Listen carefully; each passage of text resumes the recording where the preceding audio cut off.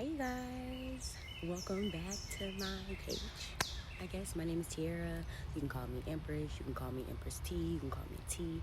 I prefer Empress, just being honest. Today we're going to be talking about the age of Aquarius, the summer solstice, and what you need to be doing for the last half of the year, your last 2 quarters. We got this, okay? So if you don't know, the age of Aquarius is centered around us having direct connection with the divine to transform our lives and transform ourselves into whoever it is that we decide that we want to be. So with that being the case, today we're going to talk about some very, very easy ways that we can do that and set up a 6-month plan. Now, I have already set up my 6-month plan. It's right here on my iPad. I got some great information for you, so just stay tuned. This is going to be a little longer, but you'll be okay. So we basically want to think about the summer solstice, which happened on June 21st, as another new year. Now we know that our 6 months for the rest of the year is officially going to start on July 1st. Today is June 25th. So we have a couple of days before we actually have to have ours together, okay? Now, if you don't know, the age of Aquarius is about change, movement, shifting. It's a air sign. Air is the wind moves in different directions. If you're going in this direction and you would like the Aquarian energy to blow you in another direction, this is the time to work on that. So today we're going to talk about being walking meditations, and we're going to talk about what we can do to turn into and transform into the people that we want to be. I'm outside, so if you hear birds, see butterflies, don't be surprised. So what we're going to do is take the next 6 months and pick out exactly the person that we want to be. We want to figure out, for me personally, since I'm a woman, I would say, what does she look like? What does she smell like? What does she wear fashionably?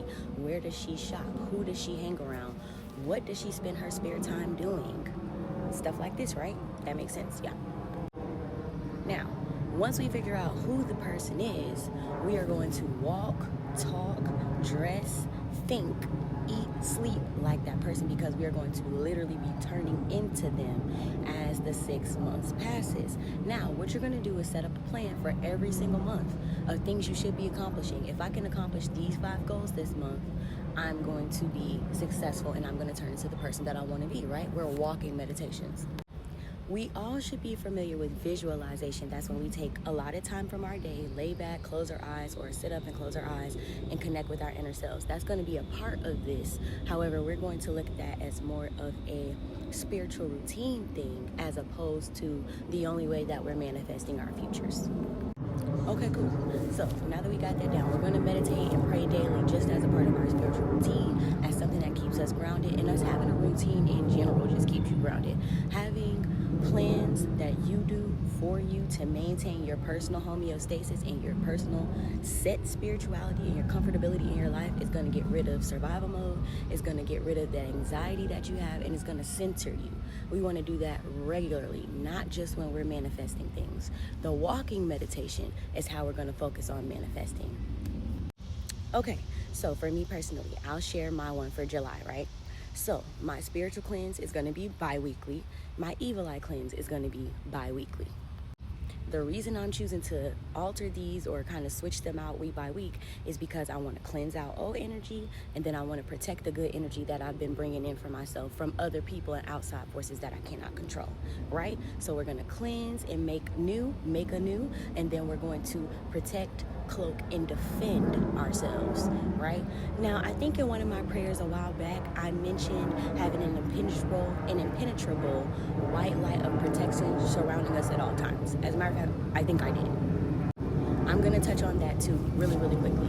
The reason for this is for that exact reason, the same reason why I would be taking an evil eye bath. Because you might not be walking around thinking you're the baddest thing smoking, but other people might think that. And some people are going to admire it, but we also know that hate and love are the exact same thing. They're just two sides of the same coin, right? I could hate the very things that I love and admire about you, and it's normally just because people don't feel like they have the same accessibility to the love and the beauty that you have. And it's not true. It's simply not true. However, people are crazy. So what we have to do is cloak and protect ourselves from people that don't respect our divinity, right? Back to the walking meditation. So we figured out this person. We've gotten our spiritual routine going. So next thing I'm going to add to my spiritual routine is going to be my glamour work on Fridays. Fridays is Love Day, Venus Day, okay? The day of womanly energy. We are also moving into the age of the divine feminine rising again.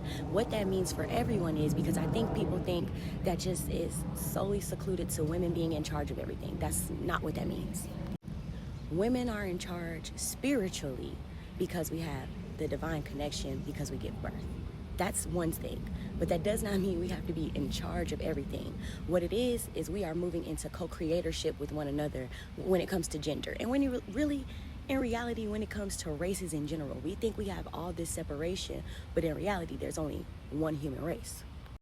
Not only that, scientifically, metaphysically, spiritually, and gnostically, all things come from women. So when we take care of our women and we honor our women and allow them to blossom and bloom to be whomever they desire to be, it does not stifle the man. It helps the man. You know why? Sorry, y'all. It was a bug on my face. Oh, my God. But it's because women are divine creatresses. Okay, we are divine matrices. We are matronesses. We bring life into the physical. So yes, a lot of men, and this is the thing, right? This is what I want to debunk. There's this saying, this phrase that people like to throw around: beside or behind every great man is a great woman. Truthfully speaking, it should be above every great man should be a great woman. Because if you knew anything, if you honored your wife or your lover, your woman, your mother, whoever, as a divine goddess, they could manifest anything for you that you want. You could literally have whatever life you desire if you choose to treat them properly. It's very simple. And I think us as a culture, and when I say a culture, I don't mean just black culture, I mean as a human culture and as a universal culture, we need to establish respect for women. We need to establish safe spaces for women. We need to be happy when women come into power and when women come into positions of access, because we are divine creatresses. Meaning, I can take your small seed of an idea. If you give me an idea the size of a mustard seed, I can develop the entire world behind that seed, because that's what we come from. That's what source is. Okay? Let's take that back into being walking manifestations. As a woman, your walking manifestation should be, I am a divine creatress. I am a divine goddess. I have access to any and everything in this life. I can be whoever I want to be. My goal is not to be a rapper's baby mama, that he buys a BBL and moves to Atlanta. That's not the goal. It's a means to an end, but it's not the goal. I want us to redefine what womanhood is. Being a woman is not just being behind a great man. Being a woman is being a great man, to be honest, because if you're truly in control of yourself and your vessel, you understand that you have to embody divine feminine and divine masculine, and you have to be able to use them both interchangeably with one another. For example, we all know I fly for a living, right? When I'm at work, I'm in my feminine a lot because I'm caring for people. I'm taking care of people. I'm making them feel safe. I'm making them feel comfortable. That is a spiritual gift. Not everybody can do that. You know who has a very good power for that? Women. There are men that are like that too, but not a lot of men tend to tap into their divine feminine, so we don't get to get that spiritual gift from them very often. You know a time when I need to be masculine? When I'm defending myself. As a black woman in this world, I'm 5'3", 170, okay? You're not gonna kidnap me, but you could probably beat me up. So I have to defend myself. Now, I could be intentional and intelligent when I defend myself. I don't have to go crazy and cuss you out. That's not the type of masculine I'm talking about. My divine masculine is being clear, concise, and definitive about me saying, leave me the fuck alone. Okay? Now, let's do the inverse with men, right? First and foremost, for my men, you guys spend so much time defining what masculinity is instead of just being yourselves. There are going to be things that are softer and feminine that you enjoy. For example, y'all love to scream Michelle Branch to the top of y'all lungs. Da-da-da-da-da-da. And I Need You. You love the song so much that a YN recreated it. Think about that for a second. Y'all are obsessed with "You're the man I need." Da-da-da-da-da-da. You love that softness about her. Fall into that sometimes. You need a break. You're not sent here to fix everything, build everyone up, build all the structures, protect everybody, and then be left hanging by the wayside for yourself. Isn't that a relief? I'm giving you permission right now in this moment to say, you know what? Being a man is cool. You know what I'm saying? I'm strong. I'm tough. I go to the gym. However, sometimes I need a break. sometimes I need to cry. And women, we have to be better safe spaces for our men, because you can't say that he can't be faithful to you, he won't open up to you, he won't do this, he won't do that, and you're not the safe space. You have to be okay with them being feminine. I hear way too many women echo the rhetoric that, oh, I don't like a soft man. Why not? Why not? If we're talking about divine balance, if you're a more strong, firm woman or a more aggressive woman, which I'm aggressive, I'm not passive aggressive, don't let the sweet voice fool you. But if you're a more masculine woman, a soft man would fit you better. They would match your fly better. They could match your freak better. You know why? When you're up, they're going to be chilling. When you're all over the place and you're loud and you're boisterous, they're going to be able to bring you back home to center. Because the only reason you feel the need to be overly aggressive or overly assertive in the first place is because you don't feel safe. Do you see how in this entire equation we kind of need each other? Right? I don't know. It kind of makes sense. So, as a man walking in my walking meditation to be who I want to be, I'm a man that's comfortable in my identity that we are defining by figuring out our who, what, why, and when. Why we are, who we want to be, what that looks like for us. I'm comfortable in that. I'm comfortable in my masculine divinity. I'm comfortable in my emotional security. I'm comfortable in my emotional vulnerability. And I can maintain my own homeostasis. It's not my responsibility to make another person happy. It's not my responsibility to build the entire life of another human being. I want to be with a woman that is a creatress and is aware of her power so we can build each other up and grow together. Neither one of us has to feel exemplary strain on our lives. Let's think about the divine balance of the household now. Because I want to make this clear, like, changing your life doesn't have to be just for single people. It's not just for married people. It's all of us working together to change ourselves to be our best individual selves so that everyone else around us feels encouraged and inspired to do so as well. We set so many boundaries about what being a human is and what being a successful person or a successful family or having a successful marriage. Like, it's not really about that. It's really not. Let's talk about marriage for a second, or let's talk about relationships. We have this staunch divination that, oh, women are only supposed to do the motherly and the housely things, and men are supposed to do the hard work and the heavy lifting. That's not true. If you're a woman and you're good at architecture, bitch, build your whole bookcase up. Please, let the gender roles go. It does not matter. It really doesn't matter. As a man, you might find joy in waking up on a Sunday morning, cutting on your old school music and cleaning your house and cleansing your house and coming back home to center. You might find joy cooking.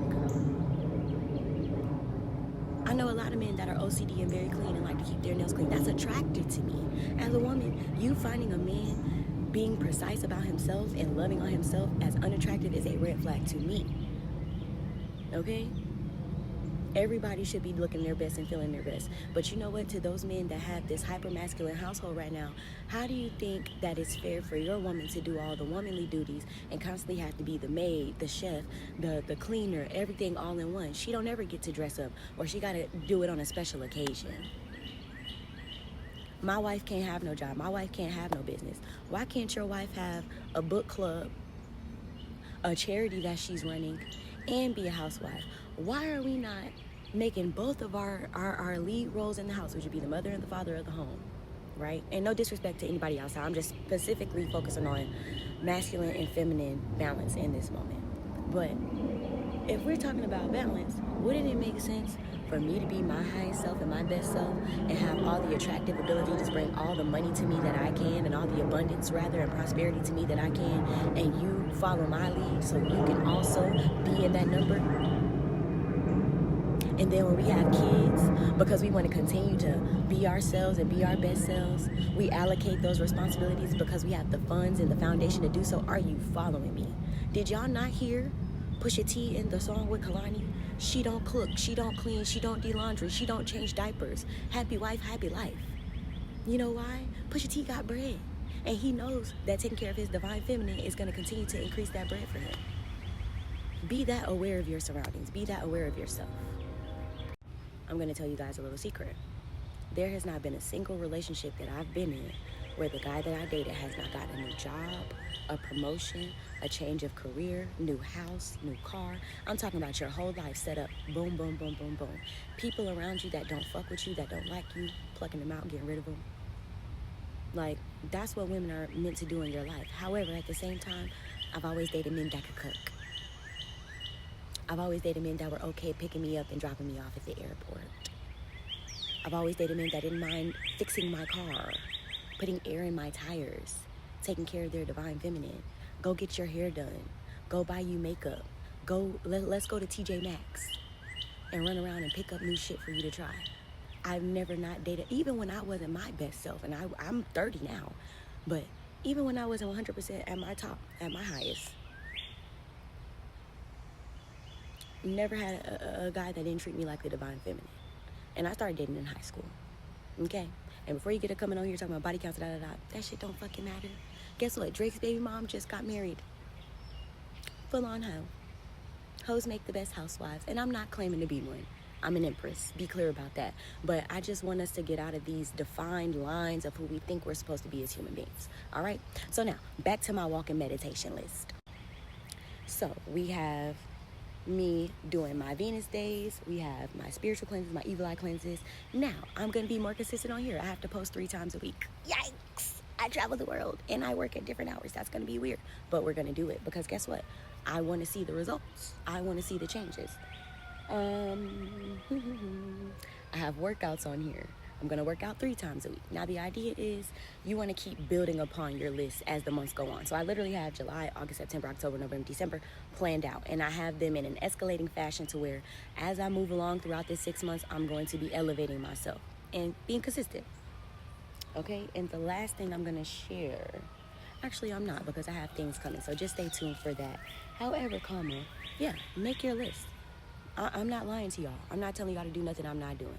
Make your list. Figure out exactly who you want to be, and I also encourage you to create a personal statement, okay? My personal statement, I'm not going to read all of it, but I'll give you a little taste at the beginning. Before I tell you what mine is, your personal statement is going to be something that you're going to write down. You're going to keep it, like you can keep it digitally in your notes. You can screenshot it and put it on your phone. You can write it down. If I wrote it down, if I was you, I would use some parchment paper or a brown paper bag and a pencil and write out that decree and find a Bible verse to go with it, but we'll talk about that another day. But this is going to be the decree over who it is that you're transforming into over the next 6 months. So, my first part says, I maximize my current space and place. I see it and I feel it. I see myself as a star. I had to skip a little part. I am a divine spark soul. I carry myself knowing that millions of people watch and enjoy my content. I do every transmission with the same excitement and energy and expectation of millions of people wanting to support, interact with, and appreciate my content brand and Espiritismo.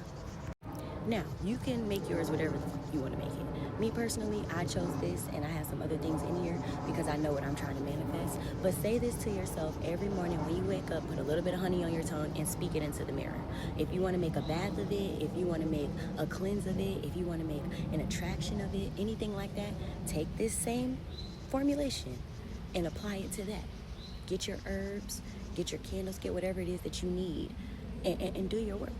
Even if you were smoking it into your home to cleanse the energy of your home and bring in the energy of who you want to be. You have options, okay? You're not stuck. The thing is, with the age of Aquarius, when we take the time out to do this type of work and become the people that we want to be, it's going to transform all of that oldness and leave it behind us in the past. After today, after you start your stuff, you can't go back and do the same things that you used to do. It's just not going to work in your favor. And it just doesn't serve you anymore. Throw all that shit away. Okay? If you don't change, however, in the age of Aquarius, you will go into the next however many years of your life continuing to be the person that you don't like. And that's not to say that there isn't nuance in what we do and don't like about ourselves, but it's more so to say if you know there's a higher potential or something in the back of your mind that keeps calling to you and you keep ignoring it, you're going to always ignore it. However, if you tap into it and have the courage and the boldness, because I'm giving you permission to right now, you might be all right. Okay? Hopefully this video was helpful. I hope you enjoyed it. I hope you guys have a lovely day, and I'll be back with a prayer.